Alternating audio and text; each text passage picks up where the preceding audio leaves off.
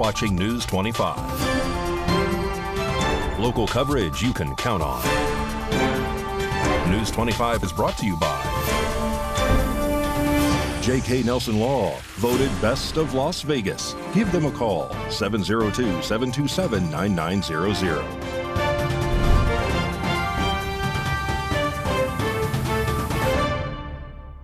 Thank you for joining us here on News 25 and Ace Country Radio and streaming on KPVM.TV and now Roku devices. My name is Roy Rosell on this Thursday, February 13th. In our top story, a Las Vegas man was found dead after being trapped in a palm tree in East Las Vegas on Wednesday afternoon. News 25 has the details. A man was found dead after getting trapped in a palm tree in East Las Vegas on Wednesday afternoon, authorities reported. At approximately 3:17 p.m., Las Vegas Fire and Rescue reported to an emergency call at the 2000 block of East Bonanza Road, where reports indicated an unconscious man was stuck about 25 feet in the air in a palm tree. Emergency crews arrived on scene just 5 minutes later and immediately began efforts to rescue the man. Despite their efforts, the man remained unresponsive and he was pronounced dead at the scene. Crews from the North Las Vegas Police Department also responded, and Las Vegas Metro Police assisted by blocking off traffic on Bonanza Road. This incident is under investigation, and authorities have yet to release additional details. Robert F. Kennedy Jr. was sworn in as U.S. Secretary of Health and Human Services today. News 25 has a look into Kennedy's acceptance speech and President Donald Trump's words to the public and his friend RFK Jr. It's going to be a real honor for me to introduce Robert F. Kennedy Jr., take the oath of office and officially become our Secretary of Health and Human Services. Just as I promised last year, Bobby is going to lead a great national mission to make America healthy again, and he's going to do it. I think he's going to do things that will really make us very proud of this day. Like his father, Senator Robert F. Kennedy, and his uncle, President John F. Kennedy. Robert F. Kennedy Jr. was sworn in as the U.S. Secretary of Health and Human Services on Thursday, following a tight Senate confirmation vote. Kennedy, who is a prominent vaccine skeptic, now oversees $1.7 trillion in a budget that includes vaccine policies, food safety, and health insurance programs impacting millions of Americans. The confirmation vote passed narrowly, with 52 Republicans supporting Kennedy's appointment and 48 Democrats voting against him. I'm so grateful to you, Mr. President. A lot of people told me that I couldn't trust President Trump. I better get it in writing. And we did a handshake, and everything that he told me he was going to do, he has done. And I'm so grateful to him. And I've told you before, I genuinely believe that you are a pivotal historical figure, and you are going to transform this country. The event was attended by Kennedy's wife, family members, and several lawmakers. During the ceremony, Kennedy reflected on his first visit to the Oval Office as a child in 1961, where he had the opportunity to see his uncle, former President John F. Kennedy. I want to begin by thanking President Trump for giving me this extraordinary opportunity, and I want to introduce my family and thank them for being here.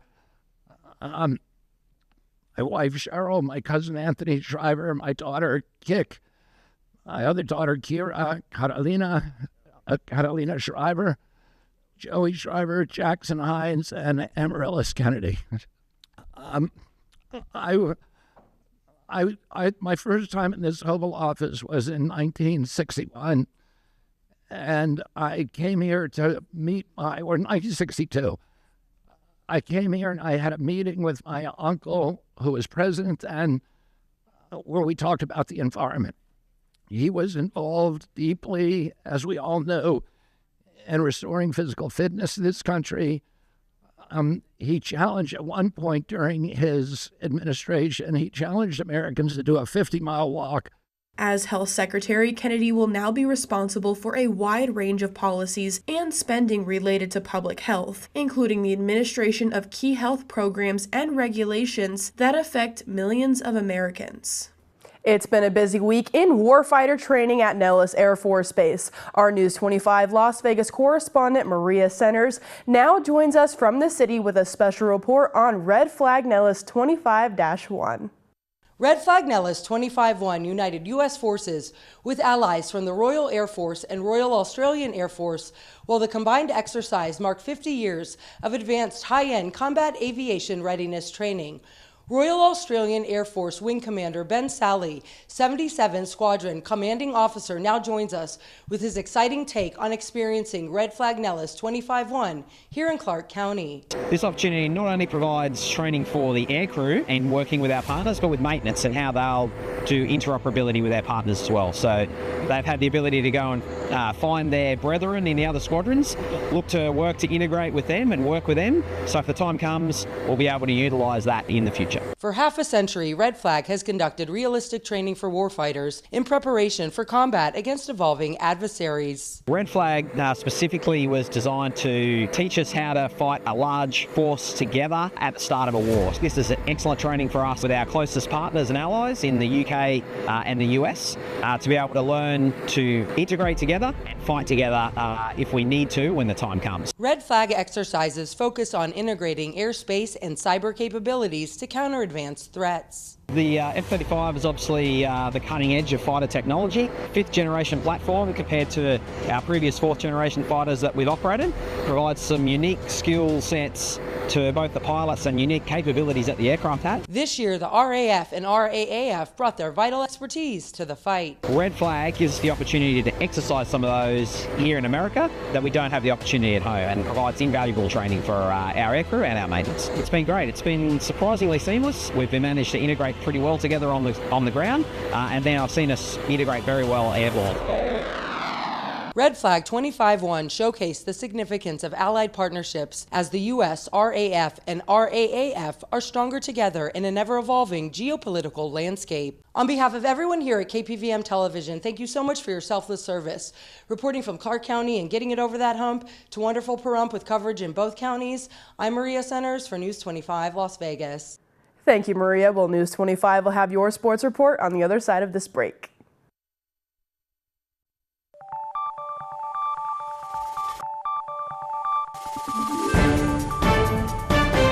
You're watching News 25. Local coverage you can count on. Welcome back to News 25. Well, now here is Mikey with your look at today's sports report.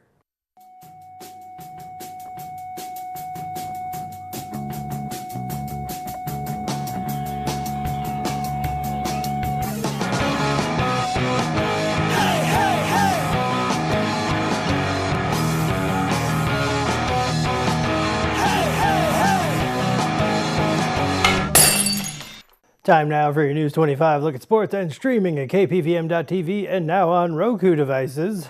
The Four Nations face-off got underway on Wednesday. Sweden taking on the 51st state, Canada. Canada's top line, Crosby, McDavid, and McKenna. McKenna scores 56 seconds into the game. Dangerous. Braden Point with his head up over to Brad Marchand. Bring it in. 2-0 Canada. Second period, Sweden in the zone. My name is Jonas Brodin puts Sweden on the board. What beautiful skating by Crosby, so strong on the puck. In the zone, passes to Golden Knight captain Mark Stone, 3-1.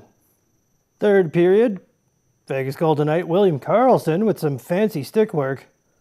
With the pass to Adrian Kempe. Yo, Adrian! 3-2. Here we go with a cross-ice pass clinic. Joel Eriksson Ek ties it up 3-3. No more scoring in the third period. Looks like we need overtime. Crosby looking to make a line change. No problem. The backhand pass to Mitch Marner. Canada wins in OT, eh? Canada earned 2 points in the Four Nations face-off standings. For the overtime win, Sweden got 1 point. For the OT loss, a regulation win is worth 3 points. The tournament continues this evening when United States plays Finland at the Bell Center in Montreal. The Vegas Golden Knights say defenseman Shea Theodore is out week to week after suffering an injury in Four Nations face-off game on Wednesday. Theodore, playing for Canada, left the game in the second period after Sweden's Adrian Kempe hit him into the glass. The Las Vegas Aces announced the chance for local seniors to join the dance team for their upcoming season. You must be 50 at the time of the audition. Auditions will be held March 8th and 9th at 1415 Raiders Way in Henderson. Check-in is at 1:30 p.m. and auditions will be held at 3 p.m. For more information, visit aces.wnba.com/high rollers. And Pro Valley Trojan boys basketball are still taking part in the Southern Regionals. That goes on until the 14th of February. And that's your look at sports on News 25. Thank you so much, Mikey. Well, the Church of Jesus Christ of Latter-day Saints assisted clean up Pahrump this past weekend. Here is a look at the amazing work that these groups did. Hey, what are you guys doing today? Cleaning up. Yeah? Why? To help make them to help the park be clean. All right. Yeah.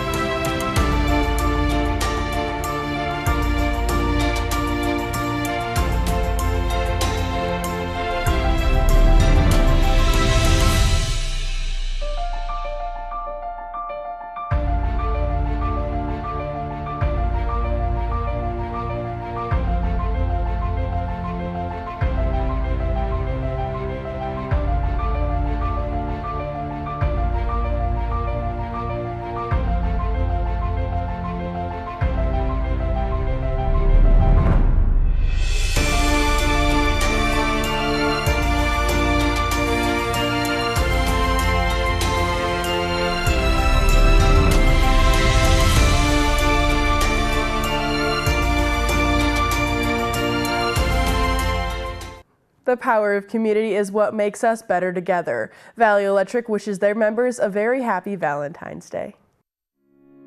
This segment of News 25 is brought to you by Valley Electric and its family of companies focused on serving our members. We're better together. What does community mean to you? To us, it means powering the lives of the members we serve. But it's more than providing energy. In a community, neighbors look out for each other, and that's what we aim to do for you, because we're led by you, the members we serve, not by outside investors who are only looking to make a profit. This means we'll choose you and our community's best interest every time. For us, the power of community comes from the people who live here. That includes our employees and board members who live right here in our community. You'll see them at ball games, fall festival, and other local events. Whether we're investing in tomorrow's leaders through our youth programs and scholarships, helping you save energy at home, or volunteering to improve the lives of our neighbors, we're working hard to make this a better place to live and work. Valley Electric was created by the community for the community, and there's no place we would rather be. We love what we do because of members like you. Happy Valentine's Day from Valley Electric family of companies. News 25 will have more news on the other side of this break.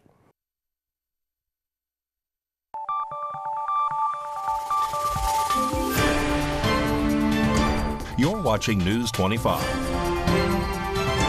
Local coverage you can count on. News 25 is brought to you by Mountain West Lawyer, Injury Attorneys, 727-9500.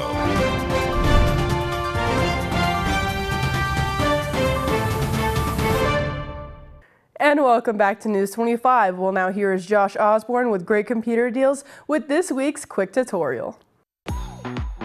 Hey guys, Josh Osborne here with Pahrump's own Great Computer Deals. It's time for another quick tutorial. We're continuing right along on our series about backing up your electronic devices. Earlier we talked about backing up an iPhone. We've also talked about backing up your Android phone. Today's video, we're talking about how to back up your Windows-based PC. And let me just say, guys, backing up your information is so important.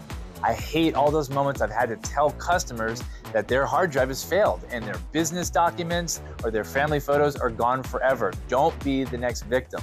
Think ahead, back up your data, have things in place right now while everything is still healthy, because it's electronics at the end of the day. Things fail inevitably. You guys need to be prepared. So let's talk about it. Backing up your PC, there's two different ways you can go. You can do the local backup and you can do the cloud backup.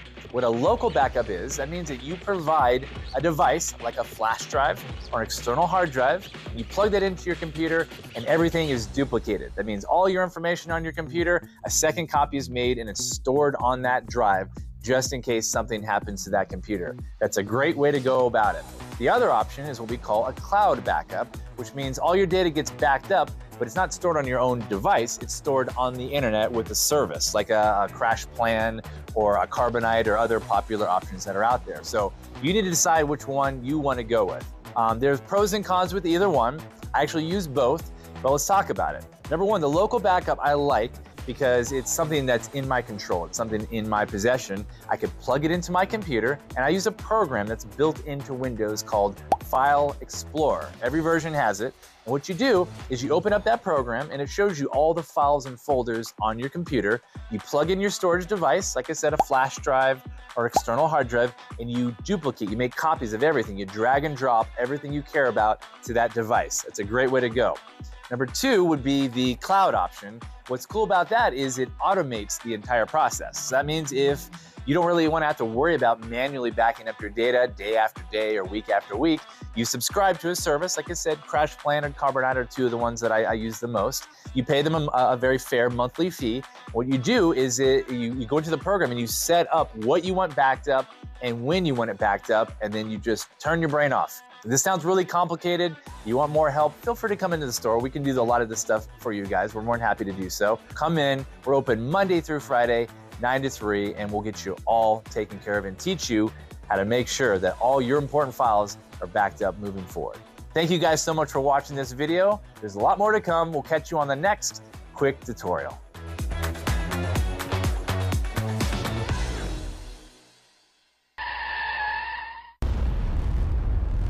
News 25 Weather Cam is brought to you by Lerner and Rowe Injury Attorney's Office in Pahrump. In a wreck, need a check? Call 702-877-1500. Well, it's looking a little rainy out there. Well, we will be galloping into sunnier weather and warmer weather with Mikey giving us our forecast after the break.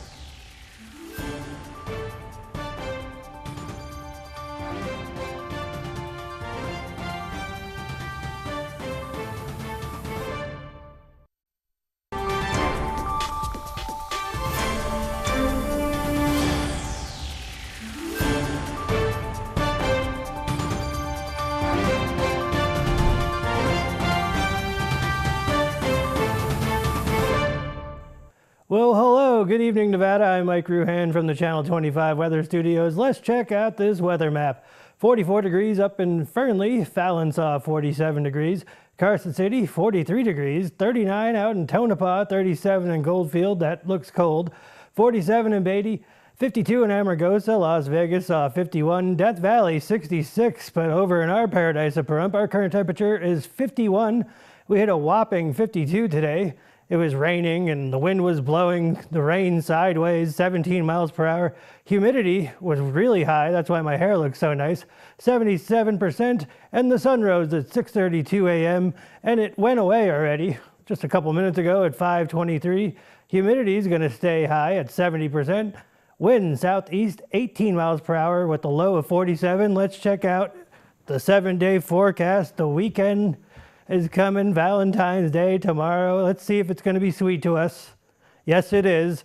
Partly cloudy skies, 57 degrees. Saturday looks nice, 61 degrees, 65 on Sunday, 63. Then we just keep on climbing till Thursday, and we end up at 68 degrees with sunshine. I might call in sick. Back to the desk. Here's Rory. Thank you so much, Mikey. Well, that is going to wrap up this edition of News 25. Happy Valentine's Eve. Have a great night. Good night.